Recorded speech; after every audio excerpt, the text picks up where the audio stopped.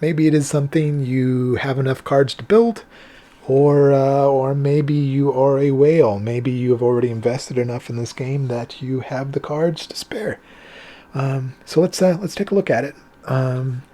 What is the goal? The goal is to have a low curve that can sustain on a wipe, a board wipe, which not many decks can do unless they're heavily into draw, and we don't have any of that.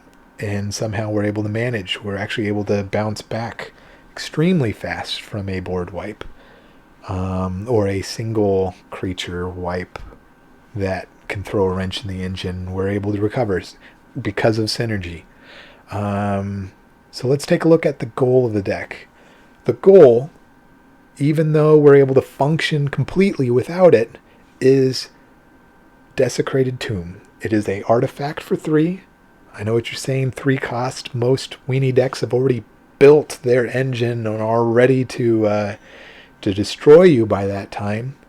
Well, the good thing is the core mechanics of the deck can function completely without this. There's many games that I've won without even playing this. It's a shame because I built the deck around it.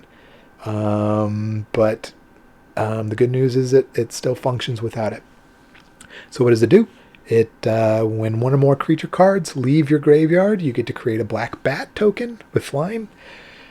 Now, if you look more into this, the flavor text is very bad for what you would think you want to do with it.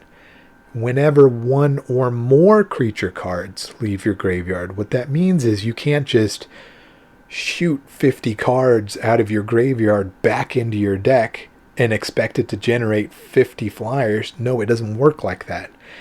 It functions better with pulling one creature from the graveyard into play to create one bat, or 2 creatures from the graveyard to create 1 bat. So it does give you a disadvantage where you can't just blow up the board from that.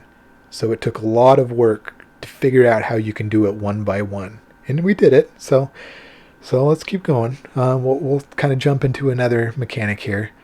You can see the curve. Normally with rushes, you usually want to have 3 1 costs. Maybe 3 2 costs. Maybe 1 3. You don't want to go too big on 3s, and then you usually want a 4. 3s are very bad when you're talking about weenie rushes, because all the good cards are usually 2s, and you can't fit those together in turn 5 unless you're heavily investing in 1s, and 1s don't get you very far. So I would actually say this is a horrible curve. Why would anybody want 3 cost cards, at least 4 of those 3 cost cards? What are you thinking? Well, we make up for that with our 24 land, and that's another red flag. Why would anyone with a low of a curve like this that wants to be a rush have 24 lands? That's crazy. That's suicide. You're going to flood and it's going to kill you. Well, it gets even worse because we're 3 color.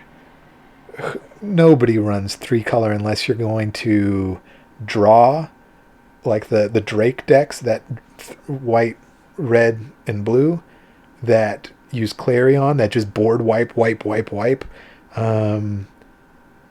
That's the only way you're able to, or Niv Mizzet, where you can basically destroy their hand quick enough that you can deal with the 3 colors.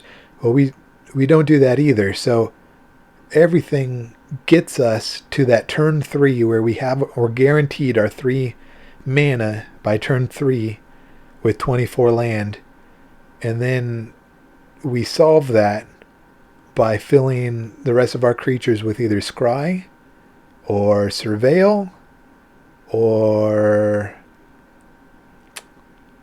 that's it, Scry or Surveil. We have enough of that we can fully destroy any sort of flooding that happens.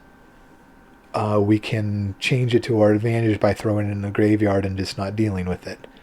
And we can do it in a way that we passively scry or surveil at all times so that we're not flooded.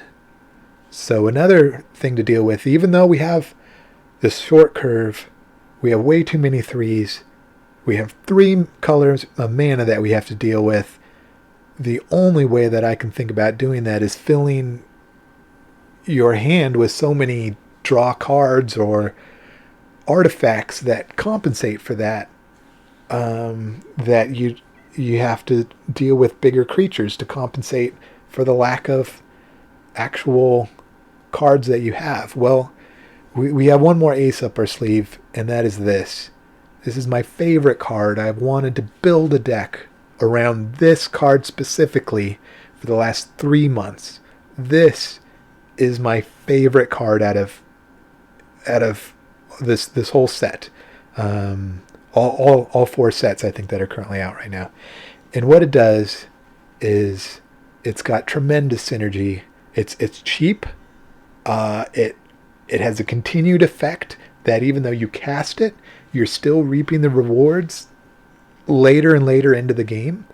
And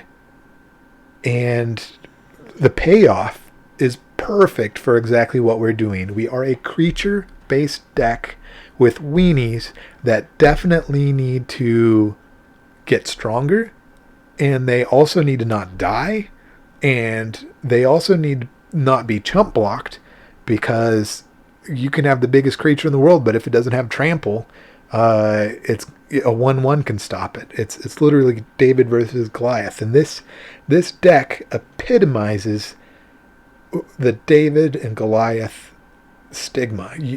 You are able to come from nothing and take out a giant, and I've done that several times, and it feels so good. And this helps it. Usually, when you have a good card, you do not want to have 4 of them, because you either can't play them all, or they cost too much, or an effect is done when it's over, and you have other cards that need to synergize with it. This stacks. This definitely works good stacking. You can play it turn 2 or 3 and have it go into full effect turn 5. And if you have another one out that's currently going with it, you're not going to stack the mana. The mana doesn't stack, but the end effect helps itself. Meaning, let's say turn 4, it procs. Or turn 5, let's say turn 5. Turn 5, you have all your creatures, they get buffed, it goes into effect, and you attack, and all your creatures have vigilance. They're not tapped. You've done your attack, you've wiped their board, you've even hit them some, and then you can keep on playing. If you have another one in play, or if you cast it again, you can then tap all those creatures that didn't tap when they attacked, and you can use them for mana. You basically get 2 turns for 1, and it stacks, and it solves your problems. It solves so many problems, just this one card alone. Highly recommend it. But let's kind of go into what we're really spending the mana on. Let's go here. We'll start with the cheapest. We have 2 1/1s, we have 2 1-cost creatures. Both of them work just as good. I tend to favor this. So when you're dealing with your mana, you want to focus towards blue. Blue more than black, even though black is your most common color. But either one works. This guy is able to ping your opponent and then passively do work. When you are stacking cards to be able to recover from anything, every card needs to be doing work at all times, and this does it. So what procs this guy? Well, sagas do it. You're probably going to be playing that maybe the turn after this one. So you've already scryed, maybe dumped a mana. Maybe your hand was flooded already. You just dumped a mana right off the bat. And then what about turn 3? What if you pull this out? What if you already have creatures in your graveyard and you want to start pulling stuff out? Well, this is a legendary creature, and you're going to be casting him, which is going to cause an effect here. So even if you're not attacking with this guy, if the opponent already has a stronger flyer than you and you don't want to attack, you don't have to. It's doing work.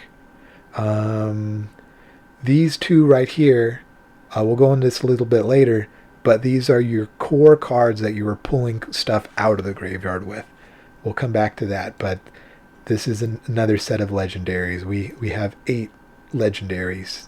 I know that's a lot, but the way that Magic has its algorithms, it doesn't seem to give you 3 legendary creatures in your hand at the same time. I don't know why they do that.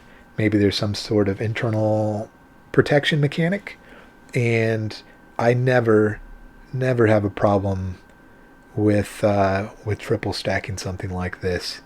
Their algorithm is pretty good about preventing something like that. But let's keep going. And in your artifact, all of those put your scry to work, milling either your creatures or your mana that you no longer want to seek in. So now that you've seen kind of what gets things into the graveyard, and we know what the goal is, let's kind of see what also helps put creatures in here. It just passively puts 3 cards into your graveyard. It's very good turn 1 or turn 2 or turn 5 because it's a good blocker, and it gets the synergy going, and you don't have to worry about accidentally milling all of these guys because you have 4 of each. And the core mechanic is you can use one of these guys to get the other guy back, and then basically both of these are able to recover from a full, either a wipe or losing 1 or 2 of them in the graveyard. We got this guy passively jumps it into the graveyard. It also has a good attack. Often finding myself either attacking or blocking with this guy. You almost never see him get used as an aggressor when you play Grigori, because there's really nothing to push it beyond its limits. But we do have that here by giving it indestructible and +1. We can usually get a good 2 hits out of it, which definitely gives us a run for money for two. That's crazy for what this guy does and what he brings to the table. And then this guy, he also feeds the tomb by his surveil. He doesn't use his ability to help us. He is not pulling a creature out of the graveyard, but he's becoming an image of what's in the graveyard.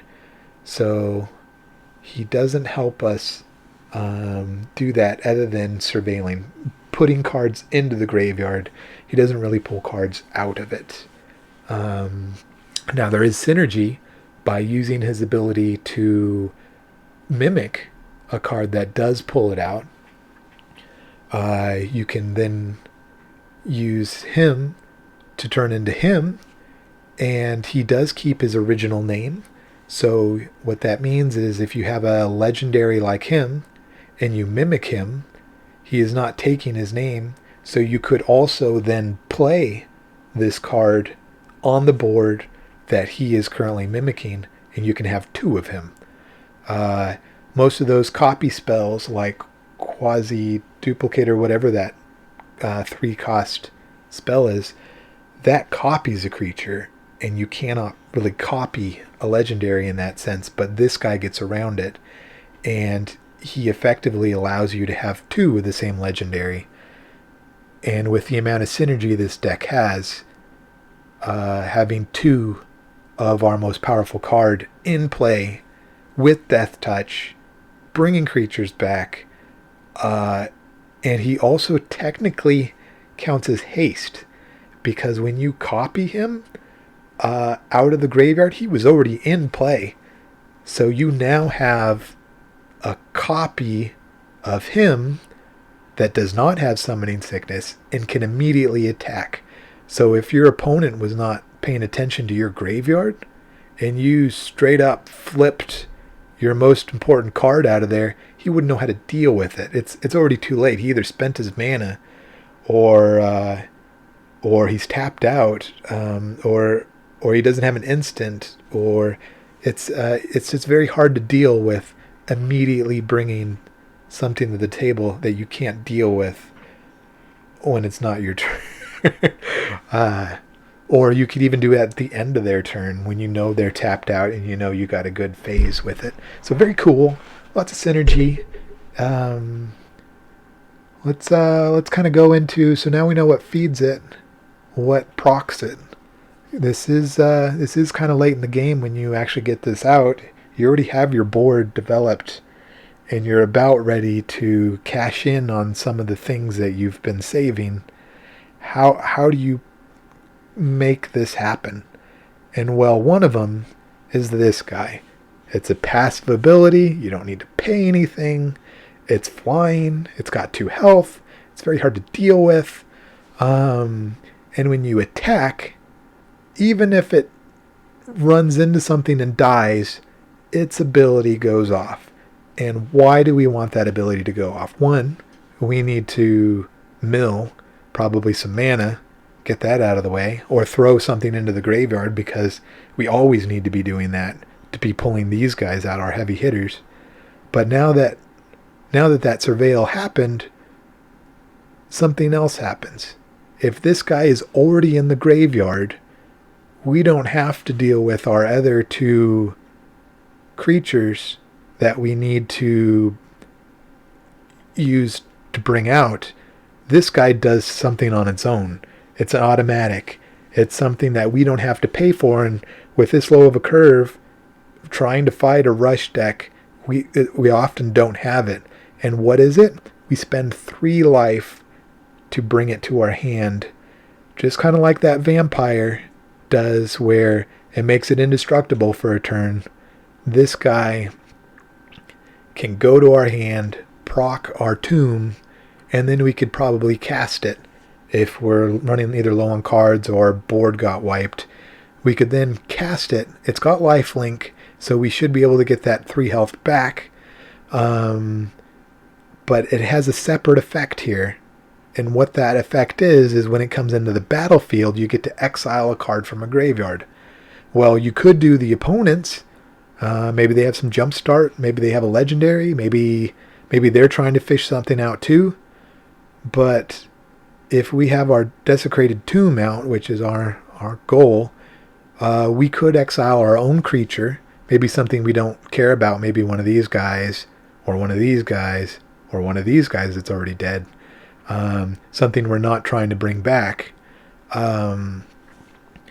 We could exile that and in turn proc this guy again. So we've surveilled.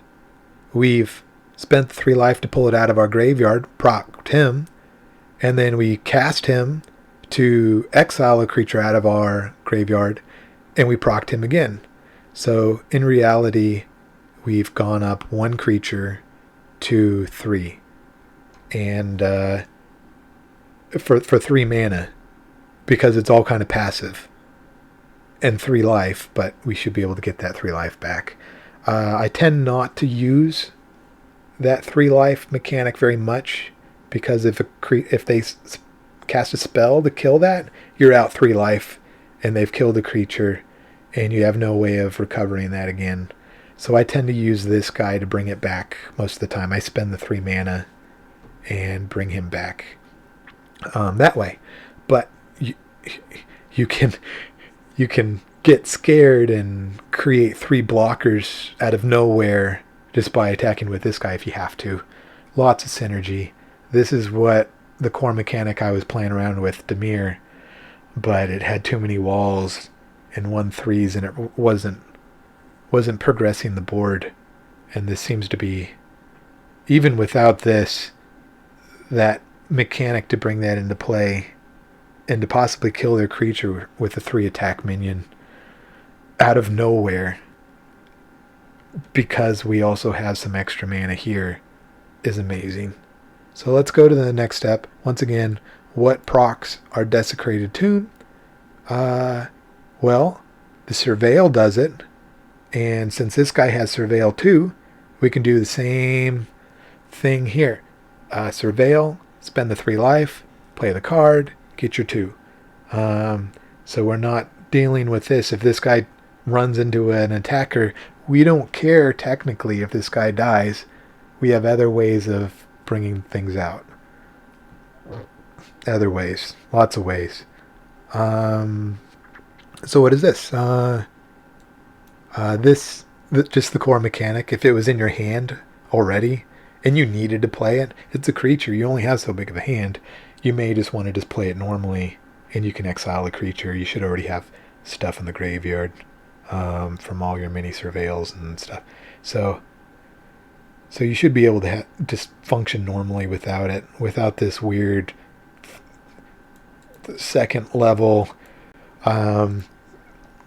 plays, pro plays that almost may never happen, but when they do, you cause your opponent to rage quit.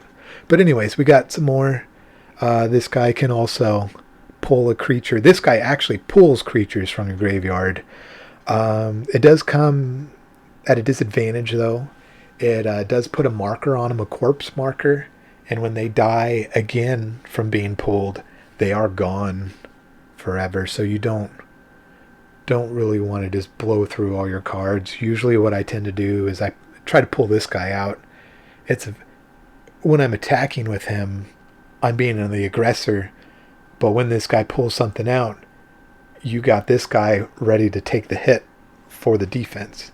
So it's almost like this is its attack, and whatever you pull out is its defense, and it's massive. It's a massive, what is it called? Pendulum. It's massive pendulum swing in your advantage. Very cool. Some other things to note when we're talking about your 2 creatures that pull things out. You can see it cost X to bring them out. That's any mana. Any mana. It doesn't have to be the actual colors that they are. Often you don't have 2 swamps to even deal with it. When you're pulling from these guys, you can spend any color. And the cool thing is this guy makes any color, so it doesn't. Usually I tend to use the creatures for the hard to cast stuff, and then my mana, my onboard mana, to try to cast whatever else stuff that I'm limited in. And so now that you can kind of see how everything compounds, it's 3 levels deep here. If you're following this far, you're doing a good job. Usually, let's kind of go into the plays. We have 2 possibilities. Usually we favor this guy more. This guy's not bad. It's a turn 1. It's not like you're stuck with an enchantment that costs 1 and no creature to play on. These are self-propagating creatures. What do we do turn 2? Usually I try to dump cheap stuff. Usually he's turn 2, or he's turn 2. If your whole hand is filled with 1-cost creatures, you have this in play. You spend your 2 mana to cast this. Well, now you have a creature that's still in play and not tapped. You could use it to cast here. You don't have a lot of 1-cast creatures, so usually I do not play this turn 2 unless I can play something off of it, and that doesn't normally happen turn 2. So turn 2, technically you get to do what you want. Try not to play. Usually turn 2 is where the red decks are ready to just lightning bolt something. So try to play something that you don't mind dying. But in the end, it doesn't matter what dies. It's the point of the deck. Whatever dies turn 2, you can recover. Don't feel bad. The whole deck is based off on itself, and you recover instantaneously, which is pretty neat. You got 4 of each. You'll get another one. Or if you don't get another one, you'll get this to pull it out, and then you got another. But anyways, turn 3. This is where it shines. This is when you start getting the mana that you need to cast the harder stuff that cost 2 of a color. This guy can last until turn 4. Anything you do, you're throwing cards into the graveyard. It's not until you want to start pulling stuff out of the graveyard with this guy that you really want to start doing this. So this is usually a turn 4. This is when you've already got your goal created, your board state, and then you play this, and then you flip stuff, like flipping something like this for free, or attacking with him, creating him, and creating that whole momentum, and then using this guy to cast, all on turn 4. I'll probably change this. I've revised this about 6 times. And then this guy is usually last. Usually don't do anything until you're ready to do the big plays. And you start massively pumping out the tokens. Cool thing is, maybe you want to create some early tokens, and then when this guy hits, all of those tokens get +1/+1, and they're indestructible. So you have the ability to kill some of their flyers too, or at least get those flyers to do something and then block with them later. Tend to use these guys maybe as blockers, chump blockers, and then use this guy as my heavy hitter, killing their giant creatures, and then getting it back. So you don't need card draw with this deck. You do that by milling your cards and pulling them out of the graveyard. Your graveyard is basically your hand, and you should have a massive graveyard, which means a massive hand. And anything they kill basically goes back to your hand, which you can play again. That is the core concept of this game. And it's so complex that every turn, even if you're behind, you can make 2 or 3 plays during a turn to completely change who's in the lead. And you have so many opportunities for that even if you screw up one of your opportunities, you can usually recover because you can just pull it out of the graveyard. It's got some leniency, but if you are a pro player, actions speak louder than words, and you will dominate with this deck. But it'll take you 30 turns to do it. So if you're a pro player, this could interest you. And because of the algorithms, the 3 colors doesn't seem to be a disadvantage. And this makes up for it. And these get rid of the too much mana. And the more mana gets rid of the funky curve, where you would never want 3 3s. And you got enough passive abilities to play things. And if you screw up or board wipe, you can still recover relatively quick. And if they have an impenetrable wall, you can usually get enough flyers out there that you can buff up to get it back. And it seems to work. It's got enough synergy that everything's working together. And unfortunately, it took me 3 days to get it right. And when you got it right, you got this beautiful 4/4/4/4/4/4. No 2 ofs and 3 ofs. And oh, what if you get too many of those in your starting hand? And what am I going to do with 2 of these? Oh, I guess I didn't answer that. What do you do with 2 of these? Usually you go aggro and you start attacking where you don't care if they die, but when they are going to die, you pull something sweet out of the graveyard for a blocker, and then you turn right around and cast another one. And because it's got Death Touch, you've just killed their 10/10 with your 3/3, and then you just brought it back, but you also brought another creature into play to block or be the aggressor next turn, and possibly this was indestructible anyway, so you probably didn't lose anything. So in the end, having 4 ofs does not phase it, and the way that Magic has their algorithm for legendaries, it tends to not stack you with 4 of these turn 1. And even if you do lose for some weird reason, even the best decks out there have a 62% win rate. This is such a strong deck that even with the average loss rate, you have so many chances to recover during a single turn that you can use your skill to get back to what you might have lost. And it's a highly skill-based deck with some room to wiggle, and it's got some life gain that's crucial to a deck.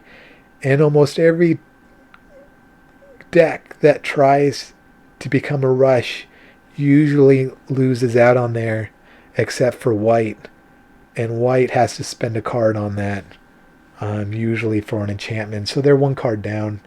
You have that 1 card advantage on them, and possibly 2 turns, and the death to destroy their 1 creature vampire that they're trying to bring up, and then chump blockers. And in most games that I win, I don't even play this, but it's got so much synergy that I wanted to make a deck around it. So this is it. It does cost a lot. A lot of those rares are for lands. You definitely want to favor this card specifically because it's an island in a swamp. And if you're going to be casting these dual lands, they come in tapped unless you have a swamp or a forest or a island in a swamp. You need something that says in the middle right there, island swamp. Even if you have to spend the 2 life to get it. I try not to put too many of these because you'll blow through all your life. You need to have a tappable land immediately. You don't want 4 of these guys because you're going to be, that's like 8 life gone only playing lands, and you can't really recover from that. You can try. You can definitely bounce this as many times as you want, even giving it +1 and indestructible, so you at least get 2 hits out of it. But that life will only take you so far. You don't want to be wasting on these, but I highly recommend this land specifically. Your deck is focused on blue and black, even though you do need green, and it's crucial you get green. You can hobble. You can build the board the old-fashioned way, and you can realistically do that. It's cheap enough. And if you can't, you can pull it out of the graveyard for the X, whatever you want to spend on it. So hopefully this has all been relevant. I'm going to do a separate video for the actual playthrough. It's gone way too long. It's packed with too much information. And if you want to know how to actually play it, I don't recommend this deck for a free-to-player. You can't use these cards in other decks. This you can. That's fun, but you can't. Maybe a Dimir. This you probably already have because Magic's algorithm gives you this card because it's a lower rated mythic, and they're forced to adhere to their percentages of mythic drops, so they'll give you trash mythics, and this is on the bottom of the list, so you get this, and I love it. You probably already have these from your Grigori deck. You don't have these unless you went Merfolk and then screwed up and then decided not to use these anyways. You do have these. You do have those. And you probably do not have those. Everybody goes Pirate. And they use it for that blue mana to stop a spell. But this does so much more work than that. Because what are you going to do? You're going to sacrifice it to block a spell? Well, what are they going to do? Kill a creature? Well, what's the whole point of the deck? You might as well just have a token thing. It just makes so much sense for something being alive and working for you than sacrificing a creature to prevent one thing. And there's more things. And it costs mana, and you don't have the mana because you're pushed so hard you can't flow to mana at all times. Even though you could flow to mana, you could definitely flip this on their turn right before it's your turn and catch them off guard. But I highly recommend this guy. Odds are you do not have him, and it does so much work. It's crucial for the deck. And unfortunately, if you're a free-to-player, this deck costs so much that you will never be able to experience this deck unless you're the Noxic, or you're the Day 9, or you're the Savage, or you're the Trump, or the Reynad. Man, my idol right there. To be able to build this competitive deck for a tournament. And I hope you enjoyed the video. Next video is me playing with it. And maybe if you can improve on it, go ahead and copy it. Maybe build a sideboard. I don't know what to build sideboard. Because every card is crucial to the deck. You kind of don't want to just throw board wipes. You probably cut these guys out and put some creature kills. Maybe sack and draw. You definitely can do whatever you want, but I don't believe in sideboards. I believe in making the deck correct so that you don't need a sideboard. And I believe this did it. It took me 3 days of variations that I'm happy with this. But go ahead, throw something in the sideboard. Maybe change it from this to completely turn it into a Dimir or something. Or a Golgori. Or maybe some black mono. I don't know. Maybe even I think there's the that creature that can bring cards into play. The actual mythic. I think these are his core colors. So you can probably get rid of him. Get rid of these guys and put 4 of him in there. And when he comes into play for 6 mana, maybe you have more than 6 mana. Maybe you can pull him out turn 3 at 6/6, and then start pulling out stuff out of the graveyard after that. So you could probably experiment with that. Maybe I went the wrong route in thinking that Desecrated Tomb's good, when you could play that mythic dragon that pulls stuff out of the garbage too. So please like. Hope you enjoyed it, and I hope to see a lot of copies because it works. Unfortunately, you might not be able to afford it. I spent everything I had with failed attempts to build this, and I don't have anything left unless I spend money, and I don't think I'm going to spend money. So this is it. This is my deck till the next set comes out. Have a good one. This has been ZomboCast. You guys have a good day.